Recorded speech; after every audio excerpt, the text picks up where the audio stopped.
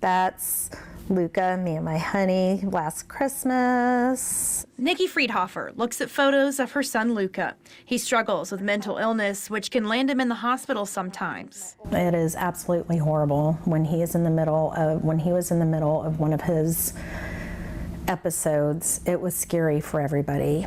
So it's a 911 call. And his most recent trip came with quite the price tag. I got a bill for over $7,000 for 2 ambulance rides that were a total of 2 miles each. Friedhofer says the hospital called Central EMS to transfer Luca 2 miles to a mental health facility in Savannah twice in November. Her bill shows a $3,850 base rate.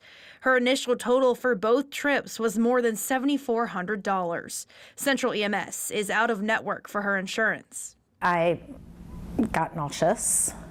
I got panicked.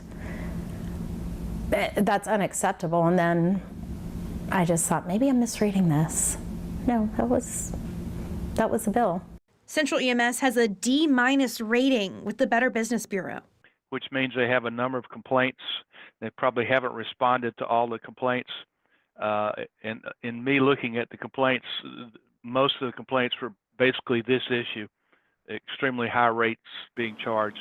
And in Georgia, those rates are completely legal. Congress passed the Federal No Surprises Act. It went into effect in 2022. It covers emergency medical care but has no protections for ground ambulance billing. It also created the Ground Ambulance and Patient Billing Committee, known as the GAPB, to make recommendations to Congress, which Patricia Kelmar was a member. We really need to find a reasonable rate. Require our insurers to pay that rate. And then maybe the patient has a copay, an understandable, reasonable copay that doesn't prevent them from calling when they need an ambulance. Kelmar says the GAPB sent their full report to Congress last fall. At the state level, Georgia's surprise billing laws don't cover ground ambulances either. Bills have been introduced in past legislative sessions but have not passed. These kinds of issues make people think twice and they disincentivize care. And we don't want that. So this is an issue that we really do need to take up in the General Assembly, certainly unless and until there becomes some kind of federal protection. We reached out to Central EMS about their billing rate. They provided us a statement in part, quote, "We understand these necessary services can create financial strain for families. Our billing support team works diligently with patients experiencing financial hardship to address concerns and explore all available options for resolution."